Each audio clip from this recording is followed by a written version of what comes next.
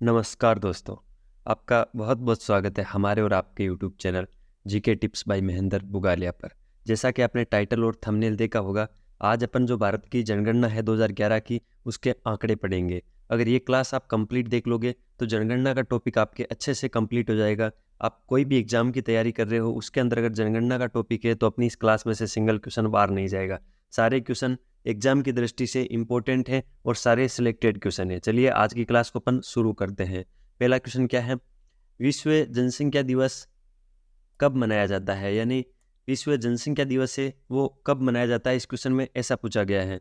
तो विश्व जनसंख्या दिवस हर वर्ष 11 जुलाई को मनाते हैं। कब मनाते हैं? तो 11 जुलाई को विश्व जनसंख्या दिवस मनाते हैं। ठीक है, अगला क्वेश्चन क्या है, भारत की जनगणना का विषय किस सूची में सम्मिलित किया गया है, यानी जो भारत की जनगणना होती है वो किस सूची का विषय है, यानी संघ सूची का, राज्य सूची का या समवर्ती सूची का। तो इसमें राइट ऑप्शन है ऑप्शन नंबर 2, संघ सूची। भारत की जनगणना है वो संघ सूची का विषय है। अगला क्वेश्चन क्या है, जनसंख्या का अध्ययन क्या कहलाता है, यानी जनसंख्या का अध्ययन क्या कहलाता है? तो डेमोग्राफी कहलाता है। डेमोग्राफी जनसंख्या का अध्ययन कहलाता है। इंपॉर्टेंट है, ध्यान रखना, पूछा जा सकता है। तो जनसंख्या से रिलेटेड पहले जितने जनरल क्वेश्चन बनते हैं वो पढ़ेंगे, उसके बाद अपन जनगणना के आंकड़े पढ़ेंगे। भारतीय संविधान की किस धारा में के अंतर्गत जनगणना का कार्य संघ सरकार को सौंपा गया है, यानी भारतीय संविधान की किस धारा के अंतर्गत जो जनगणना का कार्य है वो संघ सरकार को सौंपा गया है? तो धारा 246। धारा 246 के अनुसार ही जनगणना का कार्य संघ सरकार को सौंपा गया है। अगला क्वेश्चन है, भारत में पहली बार आंशिक जनगणना तत्कालीन गवर्नर लॉर्ड मेयो के काल में कब हुई थी? तो 1972 के अंदर हुई थी। इसके अंदर दो क्वेश्चन बनते हैं, दोनों आपको याद रखने हैं कि भारत में पहली बार आंशिक जनगणना है वो किसके काल में हुई थी? तो गवर्नर लॉर्ड मेयो के काल में हुई थी। कब हुई थी? तो 1972 में हुई थी। आगे चलते हैं, अगला क्वेश्चन है, लॉर्ड रिपिन द्वारा नियमित प्राधिकृत रूप से पहली बार जनगणना कब करवाई गई? पहली बार नियमित और प्राधिकृत रूप से जनगणना किसके द्वारा करवाई गई थी? तो लॉर्ड रिपिन के द्वारा करवाई गई थी। कब करवाई गई थी? तो 1881 में। तो ध्यान रखना है, दोनों क्वेश्चन इंपॉर्टेंट है, इसलिए मैंने दोनों को एक साथ लिखने की कोशिश की है। अगला क्वेश्चन क्या है, भारत के प्रथम जनगणना आयुक्त कौन थे? भारत के प्रथम जनगणना आयुक्त कौन थे? तो हेनरी प्लाउडेन। जो हेनरी प्लाउडेन है वो भारत के प्रथम जनगणना आयुक्त थे। ऐसे क्वेश्चन आप जनरली बहुत कम पढ़ते हो, लेकिन ऐसे क्वेश्चन एग्जाम में आते हैं, तो इन क्वेश्चनों को आप अच्छे से याद करना कि भारत के प्रथम जनगणना आयुक्त कौन थे? हेनरी प्लाउडेन थे। अगला क्वेश्चन क्या है, पहली बार जाति आधारित जनगणना कब हुई थी? पहली बार जाति पर आधारित जनगणना कब हुई थी? तो 1931 में। 1931 में पहली बार जाति आधारित जनगणना हुई थी। ठीक है, इंपॉर्टेंट है, ध्यान रखना। अगला क्वेश्चन क्या है, भारत में जनगणना का कार्य किसके निर्देश के अनुसार होता है? यानी भारत में जनगणना का जो कार्य है किसके निर्देश के अनुसार होता है? तो गृह मंत्रालय के अधीन महापंजीयन या जनगणना आयुक्त के निर्देश के अनुसार होता है। ठीक है, तो जो जनगणना का कार्य है वो किसके निर्देश के अनुसार होता है? तो गृह मंत्रालय के अधीन आती है जनगणना, और जो महापंजीयन या जनगणना आयुक्त होता है उसके निर्देश के अनुसार जनगणना निर्देशित होती है। अगला क्वेश्चन क्या है, भारत में 1911 से 1921 के दशक में जन्म वृद्धि दर न्यूनतम रही थी, इसके लिए इसे क्या कहा जाता है? यानी 1911 से लेकर 1921 के दशक के अंदर जन्म वृद्धि दर है वो सबसे कम रही थी, इसलिए इसको महाविभाजक वर्ष बोलते हैं। क्या बोलते हैं? महाविभाजक वर्ष बोलते हैं। ध्यान रखना, महाविभाजक वर्ष किसको बोलते हैं? तो 1911 और 1921 के बीच का जो काल है उसको महाविभाजक वर्ष बोलते हैं। क्या बोलते हैं? महाविभाजक वर्ष बोलते हैं। अगला क्वेश्चन क्या है, अगला क्वेश्चन है, वर्ष 1951 के जन्म वृद्धि दर अधिकतम रही थी, इसलिए इसे क्या कहा जाता है? तो इसको लघु विभाजक वर्ष कहा जाता है। दोनों में आप बिल्कुल कंफ्यूज मत होना, दोनों में मैंने अलग अलग चीजें बता दी है। वर्ष 1951 के अंदर जन्म वृद्धि दर अधिकतम रही थी, इसलिए इसे क्या बोलते हैं? लघु विभाजक वर्ष बोलते हैं। और इससे पहले मैंने क्या पढ़ाया था, 1911 से 1921 के दशक में जन्म वृद्धि दर न्यूनतम रही थी, इसलिए इसको क्या बोलते हैं? महाविभाजक वर्ष बोलते हैं। दोनों अलग अलग चीजें हैं। अगला क्वेश्चन क्या है, स्वतंत्र भारत की पहली जनगणना कब हुई थी? भारत अपना 1947 में जब आजाद हुआ था उसके बाद में पहली जनगणना कब हुई थी, जिसमें 14 सवाल सम्मिलित किए गए थे। ये याद रखना, कितने सवाल सम्मिलित किए गए? 14 सवाल, यानी जनगणना करने वाले जो भी आते थे वो एक परिवार से 14 सवाल पूछते थे। ठीक है, तो स्वतंत्र भारत की पहली जनगणना कब हुई थी जिसमें 14 सवाल सम्मिलित थे? तो 1951 में। कब हुई थी? 1951 के अंदर। इंपॉर्टेंट है। भारत की प्रथम कंप्यूटरीकृत जनगणना कब हुई थी? यानी कंप्यूटर के अंदर डाटा इकट्ठे कौन सी जनगणना के अंतर्गत किए गए थे? इसे कंप्यूटरीकृत जनगणना किसको माना जाता है? 2001 की जनगणना को। 2001 में जो जनगणना हुई थी वो पूर्ण कंप्यूटरीकृत जनगणना मानी जाती है। अगला क्वेश्चन क्या है, किस वर्ष की जनगणना भारत की 15वीं जनगणना थी, यानी भारत की 15वीं जनगणना कौन से वर्ष की जनगणना थी? तो जो न्यूनतम जनगणना है 2011 की, ये भारत की 15वीं जनगणना है। ठीक है, इंपॉर्टेंट है, ध्यान रखना। भारत की 15वीं जनगणना कौन सी है? जो भी वर्तमान के अंदर एक्टिव है, जिसके डाटा अपन पढ़ते हैं 2011 की जनगणना भारत की 15वीं जनगणना है, इंपॉर्टेंट है, ध्यान रखना। अगला क्वेश्चन क्या है?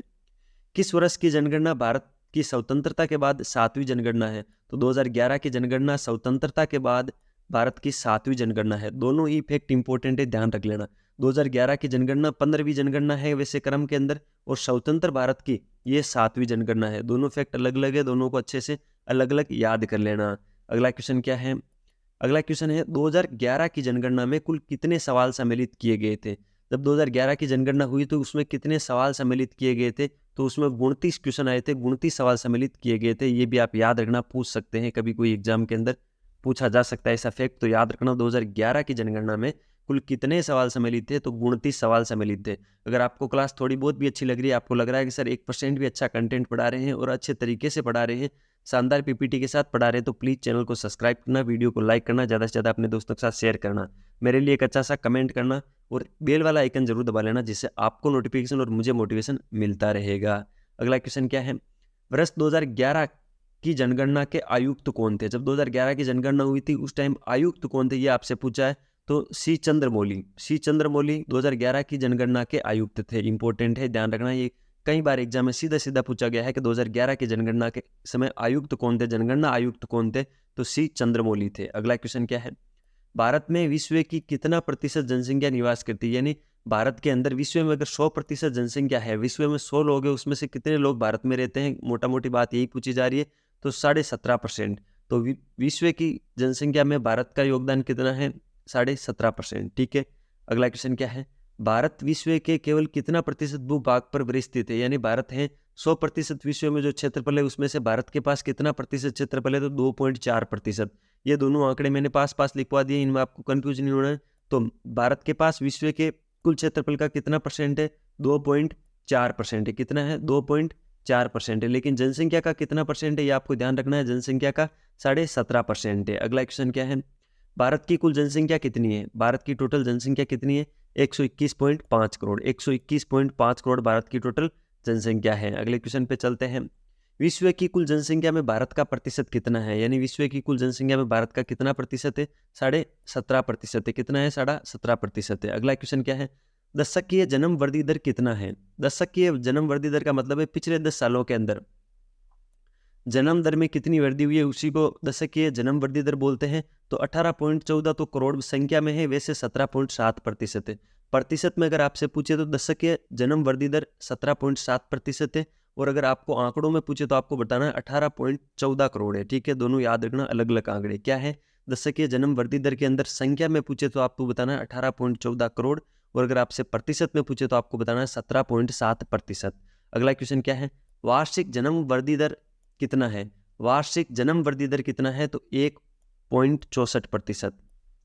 वार्षिक जन्म वृद्धि दर का मतलब हुआ एक वर्ष के अंदर जो बच्चे जन्म रहे हैं उनमें कितनी वृद्धि हो रही है, तो 1.64% है। दशकीय वृद्धि दर कितनी है? तो 17.7% है। संख्या में 18.14 है। तो ये दोनों क्वेश्चन अलग अलग है, आप उनको कनेक्ट मत करना। ठीक है, इसके अंदर वार्षिक पूछिए, ऊपर वाले के अंदर दशकीय पूछिए। ठीक है, अगला क्वेश्चन क्या है? भारत में पुरुषों की जनसंख्या कितनी है? यानी भारत के अंदर टोटल जनसंख्या में से पुरुषों की जनसंख्या कितनी है? तो 62.31 करोड़ पुरुषों की जनसंख्या है। सारे क्वेश्चन सिलेक्टेड और इंपॉर्टेंट है, सारे आंकड़े आपको धीरे धीरे याद करना है, एक बार में याद नहीं होगी। इस क्लास को 2-3 बार जब आप देखोगे तो सारे आंकड़े आपको याद हो जाएंगे। अगला क्वेश्चन क्या है? महिलाओं की जनसंख्या कितनी है?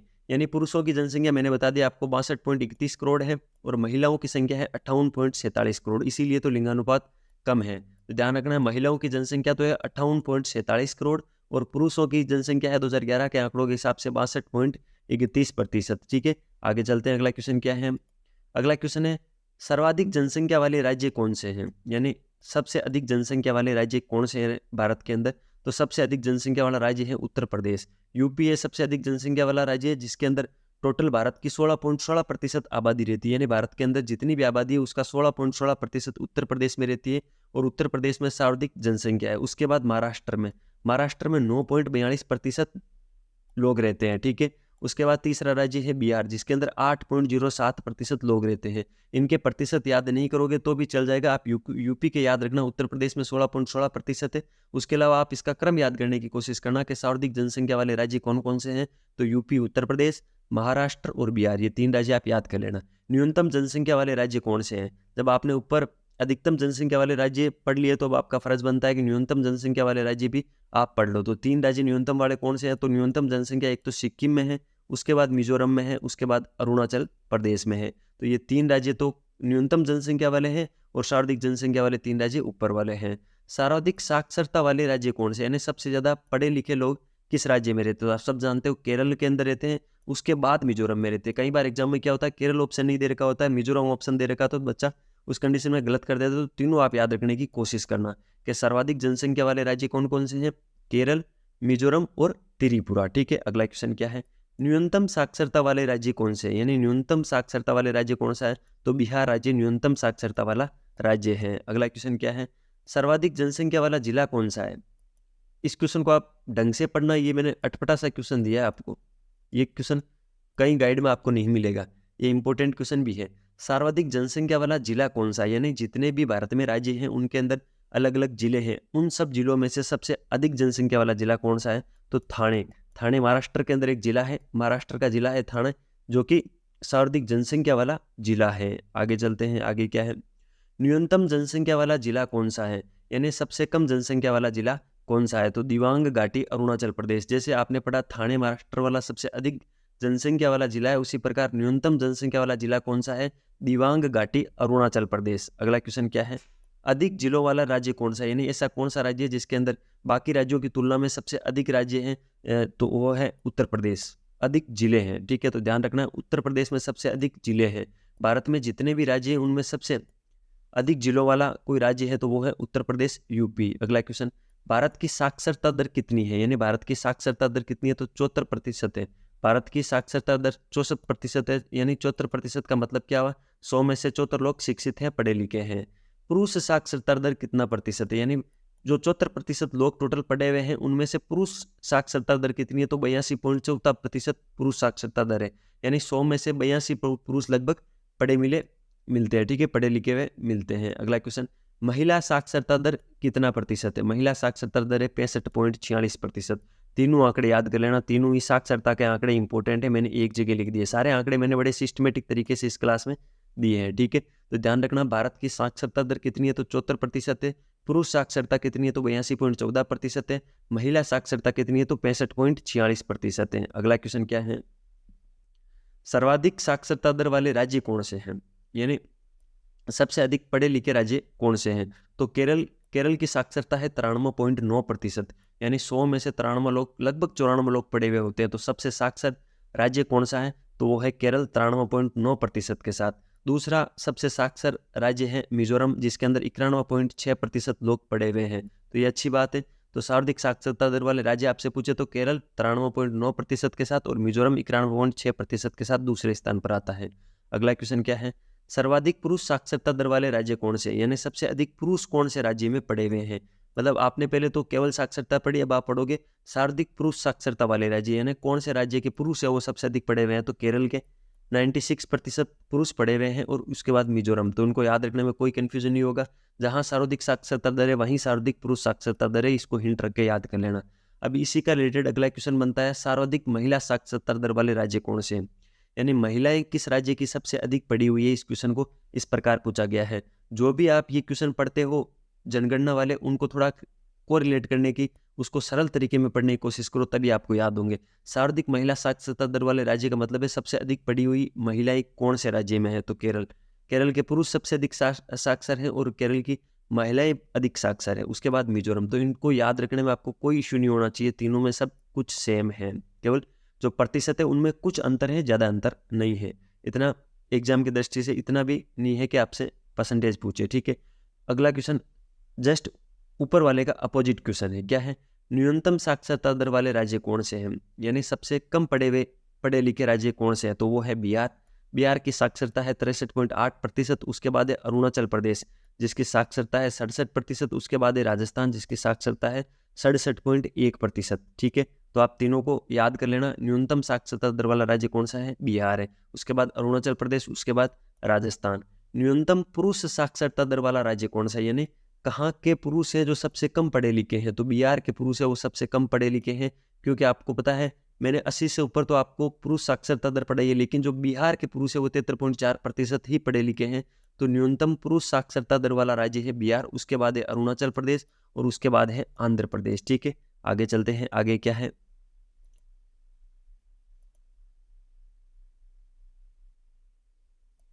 अगला क्वेश्चन है न्यूनतम महिला साक्षरता दर वाला राज्य कौन सा है, यानी सबसे कम पढ़ी लिखी महिलाएं कौन से राज्य में है? तो वो है राजस्थान में। राजस्थान की महिलाएं 52.7% पढ़ी हुई है।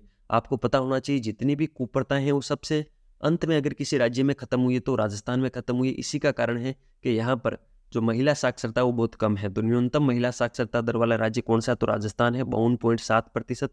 उसके बाद बिहार है 53.3% और उसके बाद झारखंड है 56.2%। तो याद रखना न्यूनतम महिला साक्षरता दर वाले राज्य हैं। अगला क्वेश्चन क्या है? सर्वाधिक साक्षरता दर वाला जिला कौन सा है? देखिए इसके अंदर राज्य नहीं है, जिला है। क्वेश्चन की डेप्थ में जाइए, यहाँ पर मैंने जिला पूछा आपसे। तो सर्वाधिक साक्षरता दर वाला जिला है सरचिप। मिजोरम का एक जिला है सरचिप जो सर्वाधिक साक्षर जिला है। सर्वाधिक घनत्व वाले राज्य कौन से हैं? सर्वाधिक घनत्व वाले राज्य कौन सा है? तो आपको ध्यान रखना है बिहार। बिहार सबसे अधिक घनत्व वाला राज्य है। घनत्व वाले राज्य का मतलब हुआ 1 वर्ग किलोमीटर के अंदर कितने लोग रहते हैं, वो वहाँ का जनसंख्या घनत्व कहलाता है। ठीक है, तो बिहार के अंदर 1 वर्ग किलोमीटर के अंदर 1106 लोग रहते हैं। ठीक है, 1106 लोग निवास करते हैं 1 वर्ग किलोमीटर के अंदर। ठीक है, तो आपको ध्यान रखना है सबसे अधिक जो घनत्व है, जनसंख्या घनत्व, वो बिहार का है। उसके बाद पश्चिम बंगाल का है। उसके बाद पश्चिम बंगाल का है 1028 लोग प्रति वर्ग किलोमीटर के अंदर रहते हैं। न्यूनतम घनत्व वाले राज्य, यानी 1 वर्ग किलोमीटर के अंदर सबसे कम जनसंख्या किस राज्य में निवास करती है, वही न्यूनतम घनत्व वाला राज्य होगा। तो वो है अरुणाचल प्रदेश। अरुणाचल प्रदेश के अंदर 17 व्यक्ति प्रति वर्ग किलोमीटर, यानी 1 वर्ग किलोमीटर के अंदर मात्र 17 व्यक्ति रहते हैं। शिशु लिंगानुपात कितना है? शिशु लिंगानुपात कितना है? तो 919 है। लिंगानुपात का सीधा सीधा मतलब होता है 1000 पुरुषों पर महिलाओं की संख्या को ही लिंगानुपात बोलते हैं। ठीक है, 1000 पुरुषों के अंदर जितनी भी महिलाओं की संख्याएं होगी उसको क्या बोलेंगे? तो उसको बोलेंगे लिंगानुपात। क्या बोलते हैं उसको? लिंगानुपात बोलते हैं। अगला क्वेश्चन क्या है? अगले क्वेश्चन पे चलते हैं। सर्वाधिक लिंगानुपात वाले राज्य कौन से हैं? तो सर्वाधिक लिंगानुपात केरल का है। सबसे शिक्षित राज्य है तो वहाँ का लिंगानुपात ही सबसे अधिक है। ध्यान रखना है सबसे अधिक लिंगानुपात वाला राज्य है केरल, जिसकी जो लिंगानुपात दर है वो है 1084, यानी 1000 पुरुषों पर वहाँ पर 1084 महिलाएं हैं। ठीक है, तो ये बहुत ही अच्छी चीज़ है कि कहीं पर भी 1000 से ऊपर मात्र एक जगह है केरल के अंदर, उसके अलावा सब जगह कम ही मिलेगा आपको। तमिलनाडु के अंदर 996 है, आंध्र प्रदेश के अंदर 993 है। तो ध्यान रखना है आपको, सर्वाधिक लिंगानुपात वाला राज्य केरल है। अगला क्वेश्चन क्या है? न्यूनतम लिंगानुपात वाला राज्य कौन सा है, यानी सबसे कम लिंगानुपात किस राज्य का है? यानी 1000 महिलाओं 1000 पुरुषों पर सबसे कम महिलाओं की संख्या कहाँ पर है? तो वो है हरियाणा के अंदर 879 हरियाणा के अंदर न्यूनतम लिंगानुपात है। तभी आपको पता होगा हरियाणा में सबसे अधिक पेपर आउट होते हैं। ठीक है, इसका एक कारण ये भी है, हरियाणा का लिंगानुपात है 879। अगला क्वेश्चन, सर्वाधिक लिंगानुपात वाला जिला कौन सा है? जिला पूछा है मैंने आपसे, एक बार वापस देख लीजिए। यहाँ पर ये जिले याद कीजिए, एग्जामों में पूछे जाते हैं। सर्वाधिक लिंगानुपात वाला जिला है माहे। पुडुचेरी का एक जिला है माहे, जिसकी लिंगानुपात दर है 1176, यानी उस जिले के अंदर 1000 पुरुषों पर 1176 महिलाएं हैं। ठीक है, माहे जिला पुडुचेरी का। अगला क्वेश्चन क्या है? न्यूनतम लिंगानुपात वाला जिला कौन सा है, यानी सबसे कम लिंगानुपात वाला जिला, यानी 1000 महिलाओं पर सबसे 1000 पुरुषों पर सबसे कम महिलाएं किस जिले के अंदर है? तो वो है दमन के अंदर, मात्र 533। बड़ी सोचनीय बात है, दमन के अंदर 1000 पुरुषों पर मात्र 533 महिलाएं हैं। ये वहाँ का लिंगानुपात है दमन जिले का। ठीक है, तो आपको ध्यान रखना है सबसे कम लिंगानुपात वाला जिला कौन सा है? दमन है, जिसकी लिंगानुपात दर 533 है। तो ये थे इंपॉर्टेंट क्वेश्चन जो जनसंख्या के 2011 के जो आंकड़े थे, मैंने सारे कराने की कोशिश की है। बहुत ही इंपॉर्टेंट क्वेश्चन और सिलेक्टेड क्वेश्चन मैंने यहाँ आपको इस PDF के अंदर प्रोवाइड कराए हैं। अगर क्लास आपको थोड़ी बहुत भी अच्छी लग रही है तो प्लीज़ चैनल को सब्सक्राइब करना, वीडियो को ज़्यादा से ज़्यादा लाइक करना, अपने दोस्तों के साथ शेयर करना, मेरे लिए एक अच्छा सा कमेंट करना और नोटिफिकेशन वाला बेल आइकन आप दबा लेना, जिससे नई क्लास की नोटिफिकेशन आपको मिल जाएगी और मुझे मोटिवेशन मिल जाएगा। अपनी पढ़ाई जारी रखिए, स्वास्थ्य का ध्यान रखिए। टेक केयर, जय हिंद।